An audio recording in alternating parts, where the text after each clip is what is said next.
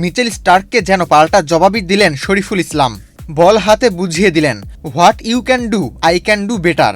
মাত্র 11 ওভার বল করে 35 রান খরচায় 6 উইকেট নিয়েছেন বাংলাদেশের বাঁহাতি এই পেসার। তার শিকারের তালিকায় আছেন ট্রাভিস হেড, স্টিভেন স্মিথ ও মার্নাস লাবুশানের মতো বড় নাম। অস্ট্রেলিয়ার বিপক্ষে ডারউইন টেস্টে বাংলাদেশের পেসারদের সামনে নাস্তানাবুদ ছিলেন অজি ব্যাটাররা। নেতৃত্বে ছিলেন হাসান মাহমুদ, তার সঙ্গে এবাদত হোসেনও রেখেছিলেন Gold's Gym across 30+ countries with over 700+ locations worldwide. Train anywhere, belong everywhere. গুরুত্বপূর্ণ ভূমিকা। তবে শরীফুল ইসলামের চোটের কারণে একাদশে সুযোগ পাওয়া এবাদতকে এবার জায়গা ছেড়ে দিতে হয়েছে।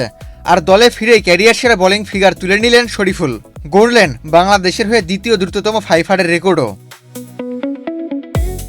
ম্যাকাই অস্ট্রেলিয়ার বিপক্ষে দ্বিতীয় শেষ টেস্টে মাঠে নামার আগে লাল বলের ক্রিকেটে শরীফুলের সেরা বোলিং ফিগার ছিল 28 রানে 3 উইকেট। এক টেস্টের 2 ইনিংস মিলিয়ে তার সর্বোচ্চ শিকার ছিল 56 রানে 5 উইকেট। অজিদের বিপক্ষে আজ দুটি ছাড়িয়ে গেলেন বাঁহাতি পেসার। মাত্র 8.5 ওভারে 5 পূর্ণ করার পর এখন তার শিকার 6 উইকেট। অবশ্য বাংলাদেশের বোলারদের মধ্যে দ্রুততম 5 রেকর্ড এখন তাইজুল ইসলামের দখলে। 2018 সালে ওয়েস্ট ইন্ডিজের বিপক্ষে চট্টগ্রাম টেস্টে মাত্র 6.5 ওভারেই 5 উইকেট নিয়েছিলেন বাঁহাতি স্পিনার। একই কীর্তি গড়তে শরীফুলের লেগেছে আরও 2 ওভার। টেস্ট ক্রিকেটে প্রথম 5 উইকেটের দেখা পেলেন শরীফুল। একই সঙ্গে অস্ট্রেলিয়ার মাটিতে 5 উইকেট নেওয়া বাংলাদেশের দ্বিতীয় পেসারও হলেন তিনি। আগের টেস্টে প্রথম বাংলাদেশি পেসার হিসেবে অস্ট্রেলিয়ার মাটিতে 5 পেয়েছিলেন হাসান মাহমুদ।